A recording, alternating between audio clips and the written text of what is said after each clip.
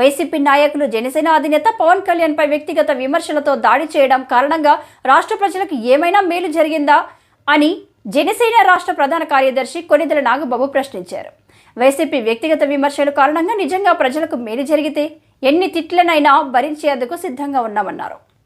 విశాఖ ఉమ్మడి జిల్లాల పర్యటనలో భాగంగా ఆయన శనివారం అనకాపల్లి జనసేన పార్టీ కార్యాలయంలో ఏర్పాటు చేసిన కార్యకర్తల సమావేశంలో పాల్గొన్నారు. ఆయనతో పాటు రూరల్ జిల్లా అధ్యక్షుడు పంచకర్ల రమేష్ బాబు, వంశీకృష్ణ యాదవ్, అనకాపల్లి ఇన్ఛార్జ్ పరిసూరి భాస్కర్ రావుతో పాటు జనసేన ముఖ్య నాయకులు పాల్గొన్నారు. ఈ సందర్భంగా సభ వేదికపై నాగబాబు మాట్లాడుతూ జగన్మోహన్ రెడ్డి లాగా నేను వ్యక్తిగత విమర్శలు చేసే స్థాయికి దిగజారదే లేదన్నారు. వచ్చే ఎన్నికల్లో జనసేన టీడీపీ పొత్తుతో ప్రభుత్వం ఏర్పాటు చేయబోతున్నామని జోస్యం చెప్పారు.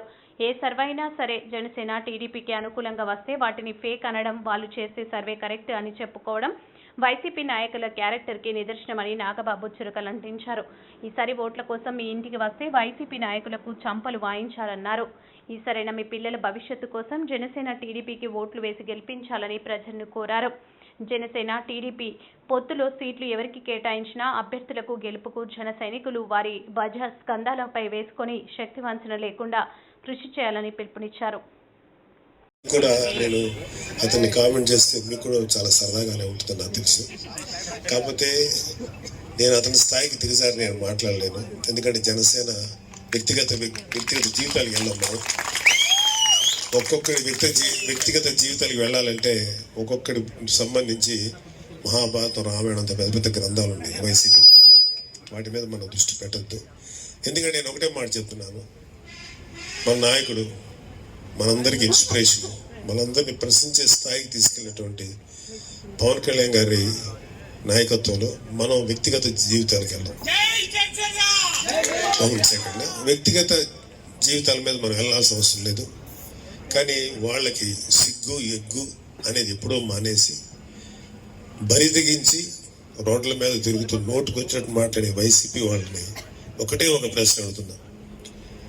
మా జన సైనికుల్ని కానీ, మా వీర మహిళల జోలికి కానీ, లేకపోతే మా వ్యక్తిగత జీవితాలకు కానీ వచ్చి దానివల్ల మీకు ఏమాత్రం ప్రయోజనం జరిగింది? రాష్ట్ర ప్రజల శ్రేయస్సుకి ఏ ఒక్కడికైనా ప్రయోజనం జరిగితే ఓకే, మీరు మమ్మల్ని ఎన్నైనా పర్లేదు భరిస్తాం, తిట్టండి. కానీ ఒక్కడికైనా ప్రయోజనం జరగాలి. ఒక్కడికి ఉపయోగం లేదు. మీరు చేసే కామెంట్స్ వల్ల, మీరు మాట్లాడే మాటల వల్ల, మీ వాళ్ళ దగ్గర లేకపోతే మీ నాయకులు మీకు ఇచ్చేటువంటి స్క్రిప్ట్లు చదివి మమ్మల్ని తిడుతున్నారు. మీ తిట్లకి భయపడం. ఎందుకంటే వన్ సెకండ్ కూర్చోండి, ఆరోకండి ప్లీజ్. ఇంట్లో యాదవ ఓటర్లు ఎంతమంది ఉన్నారు? అరే యాదవ సన్నాసులారా, ఒకటే మాట్లాడుతున్నారు వైసీపీ వాళ్ళు. అరే సన్నాసులారా, వాళ్ళు ఓటర్లుగా చూడకండి, మనుషులుగా చూడండి. ఫస్ట్ వాళ్ళని మానవులుగా చూడండి. వాళ్ళ అవసరాలు ఏంటో గుర్తించండి. వాళ్ళకి ఇది చేస్తామని చెప్పి బతిమలాడండి. అయ్యా మీకు ఇంత చేద్దాం అనుకున్నాం, మీ ఓట్లు మాకేయండి అని. అది మేము అడుగుతున్నాం. కులమతాలకు అతీతంగా ప్రతి వాళ్ళు మేము రిక్వెస్ట్ చేస్తున్నాం.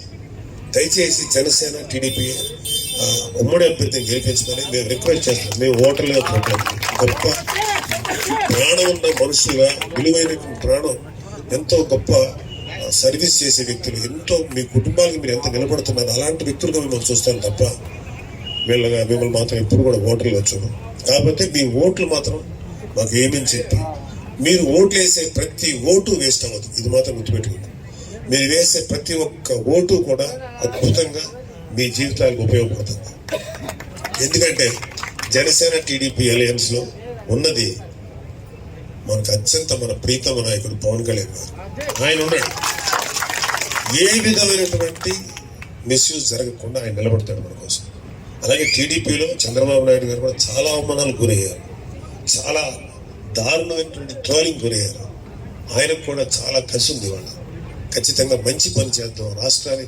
ఆయన కూడా పెద్ద వయసు వస్తుంది. ఆయన ఒకటే కోరిక, నేను నెక్స్ట్ టెరం వచ్చే లోపుగా నేను శాయశక్తి రాష్ట్రానికి ఏం చేయాలన్నట్టు మంచి ఆలోచనతో ఉన్న వ్యక్తి ఆయన.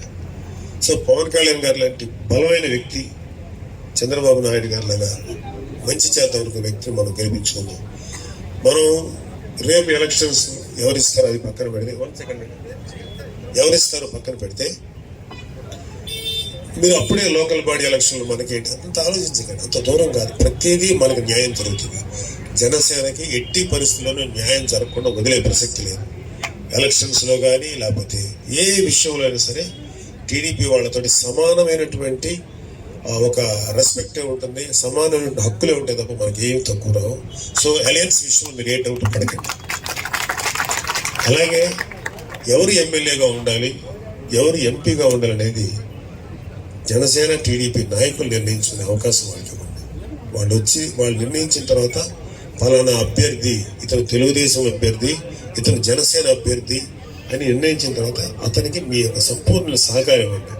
ఎలా జరగదో చూస్తాం, ఎలా రాదో చూస్తాం. ఖచ్చితంగా ఇక్కడ కొత్త ఇండస్ట్రీస్ ఓపెన్ చేద్దాం.